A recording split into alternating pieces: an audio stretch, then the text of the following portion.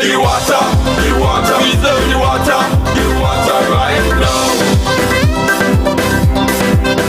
Every drop cold, save the water. Whenever you take in your shower, every drop cold. They save the water, your business every hour. The water, the water, the water, the water right now. It's up to me and you and you and you and you. The water right now. Do just one thing. Good morning, everybody, and welcome to another edition of The Water Line. With me in the studio is the water manager and engineer of the St. Kitts Water Services Department, Mr. Cromwell Williams. And it's always a pleasure to be interacting with you on and off camera, and I do have the pleasure of interacting with you today on camera. So, Mr. Williams, there's a lot to talk about. Most recently, although the time seems to be running by so quickly, you traveled to Indonesia for the 10th World Water Forum, and I would like a little bit of a rundown on that, your experiences, what you were able to bring to the table, as it were, and what you were able to take away. Great. Okay, good morning, Mr. Morris, and good morning to all the listeners to the Water Line, as I said, radio. It's always a pleasure for me to come and interact with the public and to share any information in relation to our responsibility in the management and stewardship of the water resources of St. Kitts. I did have the privilege in May last month to attend the 10th World Water Forum in Bali, Indonesia. It was 1 week duration, and the World Water Forum really did bring together all the key stakeholders in the water industry from around the world. I was able, on behalf of the Honorable Minister Connis Maynard, to deliver a brief statement which highlighted our position basically here in St. Kitts and Nevis, and in some ways to the wider region, because there were not many participants, unfortunately, from other Caribbean islands. But apart from that, of course, the forum itself is all about sharing experiences. It's an opportunity for persons like myself to share knowledge, get updates on best practices in certain various areas of the profession and the practice of water management. So apart from the knowledge sharing, there's also the opportunity to network, to meet with different counterparts from different parts of the world, to see how they are approaching certain issues that they confront.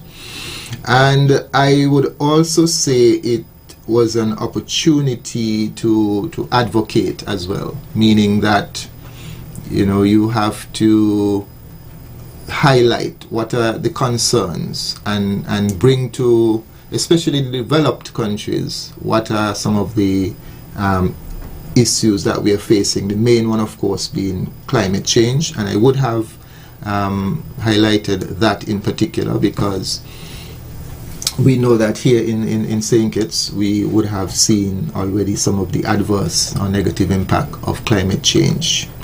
So it was a good experience generally all around. I want to highlight that the opening session for the meeting was addressed by no less than Mr. Elon Musk, who is, we all know, if not the richest, one of the richest man in the world, and one who is a big proponent of, for instance, the use of renewable technology.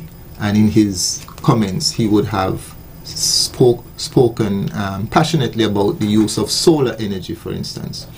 And that is one of the takeaways that I would have taken back, because here it is, someone of his knowledge and caliber is saying to us that, let us utilize what we have. We don't have oil in terms of energy, but we have solar. And so that is one of the things that we need to look more astutely at in terms of how we can better utilize solar. I know I'm going on and on, but just to also highlight, one of the things that he also focused on was conservation, water conservation, how we can reuse water in different aspects, and so that is another thing that we again, whether you're a small island like St. Kitts or you're a developed, large, rich country, conservation is critical, especially as we face climate change, and less water is going to become available. There's no question about that, and we have already begun to see that here in St. Kitts Nevis. Well, it seems as though you did get an opportunity to highlight our realities for those who might not be aware of what those realities actually look like day to day. For instance, I know for a fact that in your speech, as brief as it was, you did mention that one of the impacts of climate change that we've seen here and experienced is reduced rainfall. I think it was by some 18%. 18% in the last 10 years. Hearing you speak to also Elon Musk's push towards solar energy, or the use of solar energy, it brings to mind at least one of the projects that I know that you have on the books, which was the desalination plant at Canada, right, and how that seems to infuse some solar technology into it. Can you tell us a little bit more about that and the progress? Right. So I'm very happy with the progress of the construction of this solar desal plant. I was on site just this morning. The solar panels are already assembled. The overall project is probably about 75% completed. In about another month or so, we're expecting to be completed. So that demonstrates that the government of St. Kitts and Nevis, through the assistance of the United Arab Emirates, is taking a positive step in the right direction in terms of how can we utilize what we have, solar energy, to transform seawater into potable water. And so that is a commendable effort on behalf of the government and people of St. Kitts and Nevis. So we look forward to being able to have that plant commissioned, as I said, in about probably approximately 1 month or so, and then that would bring some assistance to our distribution system. And definitely some relief as well. One of the other points, well, before I even say that, I do want to let the audience know that, of course, they are welcome to interact with you, so they can call, ask questions, make comments as Mr. Williams continues to present the information to us this morning.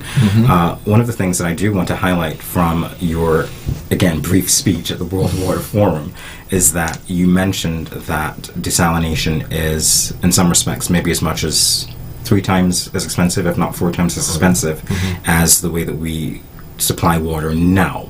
So when we see that there is that investment from the international community, such as the UAE, for instance, in us, helping us to get to that point where we can have enough of a supply to sustain our daily needs, what does it mean to you in terms of being able to drive home the point about the importance of conservation?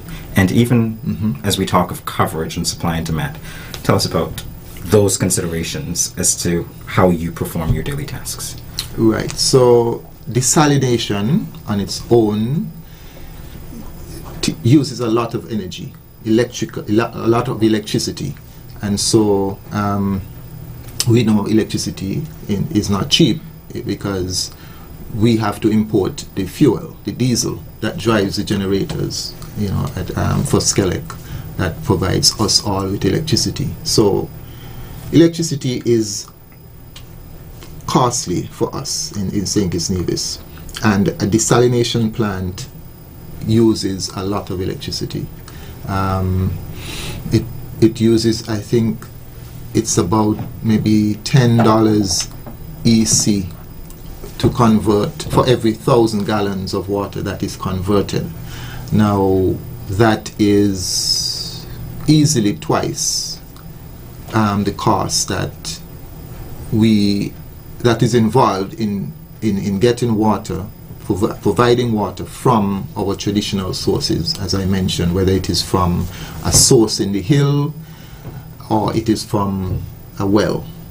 So our third option now of providing water to the public for consumption, desalination, is going to drive the overall cost of production significantly higher.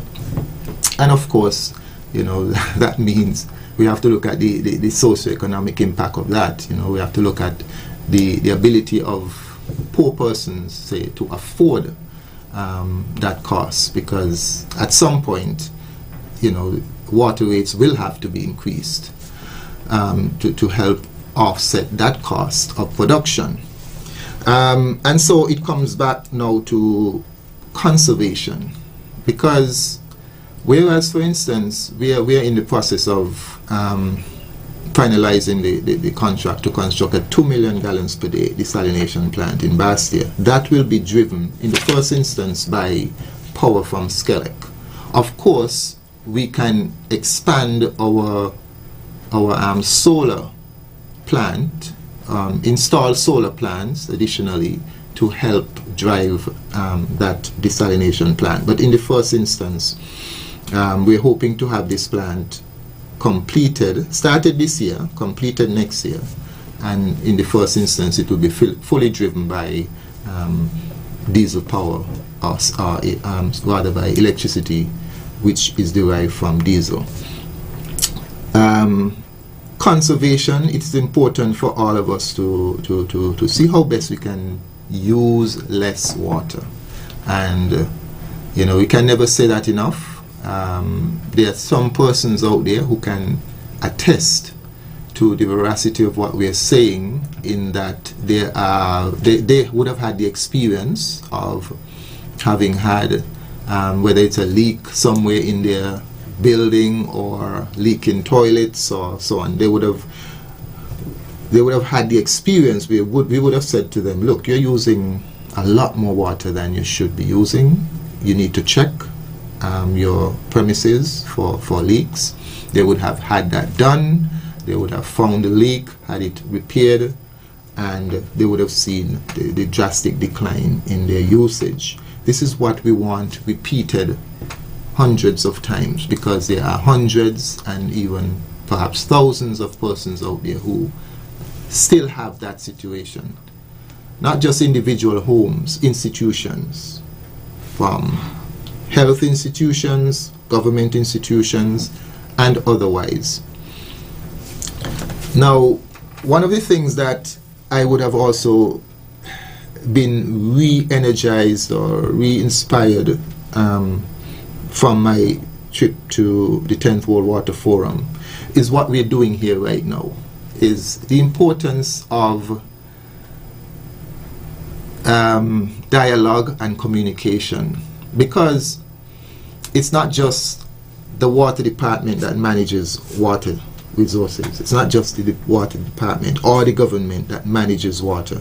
It is a multi-stakeholder approach. And of course, every single customer, everyone who has a connection to our distribution system, is responsible for what happens to that water when it leaves our distribution system and it enters your home. And so because of that, we have to engage. And so this is something that we have to do more of. As the water department, we have to reach out more in more creative ways to the public in terms of getting persons involved in assisting us. When I say more creative ways, for instance, we are people who we believe in culture. We are vibrant. We are people who have a vibrant culture. So maybe at carnival time, for instance, we can capitalize on that. So maybe community festivals. Socially, we must engage. We must engage people more in terms of, we must see water as part of our culture one of the events that they had at the forum was actually like a carnival, like water carnival, and and so on. So we have to infuse water more into our social fabric. It would be interesting to see the reality or the realization of your ideas conceptualized as even as you were inspired to do it, because as I hear you talk about that, I'm thinking, okay, initially maybe there could be a water troop, maybe there could be something of the sort, children's carnival even, you can do that. So lots of ideas obviously on your mind, and I'm glad that you've shared them. As we continue our discussion, of course, I am again letting our audience know that they can call the studio to interact with Mr. Williams. If there's anything that you'd like to know, or if there are any comments that you'd like to make, feel free to do so now.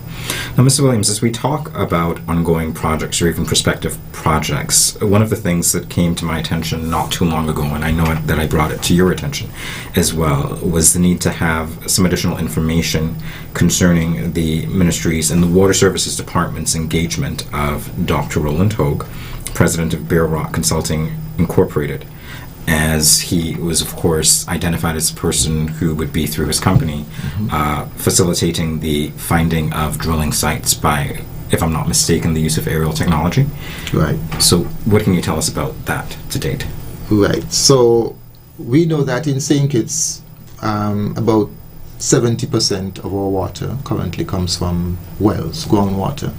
And we still have quite a bit of resources that we can develop groundwater. We can still drill more wells and get more water in a lot of areas. And that is a big part of the future growth of the water sector to meet future demands. So we're in the process of dealing with that.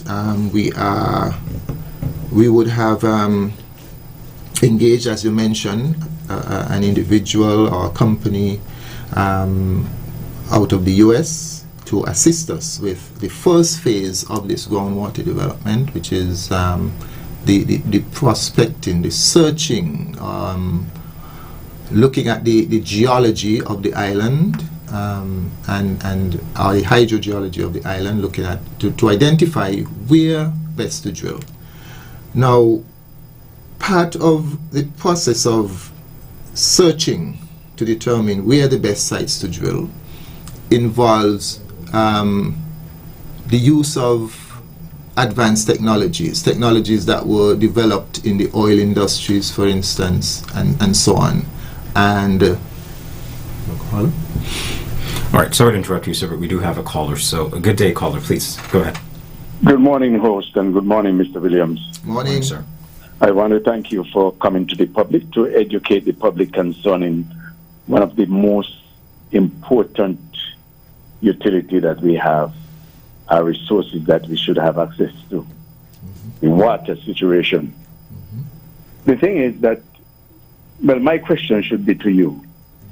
How many pumps do you have to a well, and how many standby generator plant do you have to a well?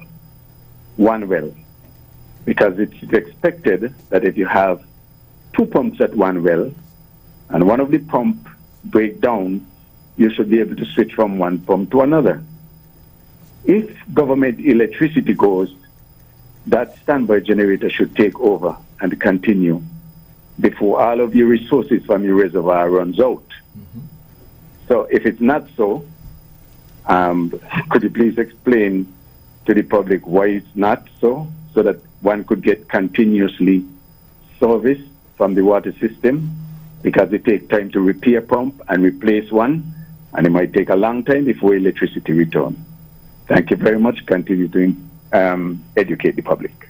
Thank you, caller. Thank you, caller, and that is a very important question, which I would like to address briefly. Each well has one pump installed in that well at a time. That's how it's designed. It can only have one pump in the well. And so, also, at each well site, we should have a standby generator. Unfortunately, we don't have a standby generator at all of our wells. We have approximately 28 wells currently. We probably have a working standby generator at about 15. So probably just about half or just slightly more than half of those wells. We are in the process of ordering for those that we don't have. It's just that over time, some would have gotten dilapidated and not replaced. So it's a financial decision really, whether or not we're going to have a standby generator at every well. Now, the situation is that we have more than one well that supplies a tank, that supplies a community. So if we take Keon, for instance, we had one well at Otleys that pumped water to the tank in Keon. We now have two wells, the new well that we got in Keon, so we now have two wells that pump water to that tank in Keon. So there is that level of redundancy, as it were. Well, yes, now we're in a better position. All right. Yeah. Good to know, sir. Good day, caller. Your life. Yes, hello. I'm blessed. Good morning to listen to the water line. The water thing where you are got over Campbell, and you working? Yes, it is. You well over Campbell Sea. Yes, it is working. Okay, that. Yes, so as I was just actually using that as an example, so now in the Keon situation, we now have more reliability because we now have two wells that we can use to pump water to the Keon tank. You know, once we pump water to the tank, the water is then fed out from the tank to the community. So if something happens to the well in Otleys, the Keon well is still there supplying. If something happened to the well in Keon, if we have to do some servicing on it or whatever, we have the pump in Otleys. Just a quick question based on what the previous caller, well, the first caller had to say, and that is in terms of redundancy. When we're drilling for the new wells, would you take into consideration perhaps redesigning it to accommodate additional pumps if that needs to be the case? Something you can think about as we take this call. Good day, caller. Your life.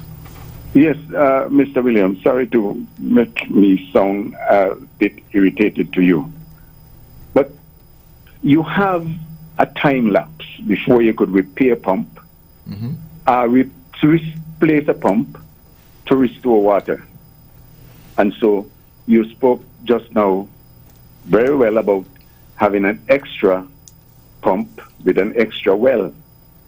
But the thing is that if you have a breakdown of both wells, which hopefully, God forbid, that should happen, then you're back to the same position because your pumps will take some time to change over from one pump to another, or you will take another time to repair that pump.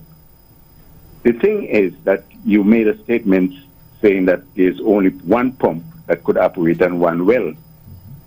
Well, I'm going to give you, for instance, is that check the hotel, for instance. The hotel operates on a sewage plant system, and all that sewage from the hotels must pump up to the sewage plant. The hotel cannot afford to say, we have one pump pumping from that septic tank up to the sewage plant. So you know what they have?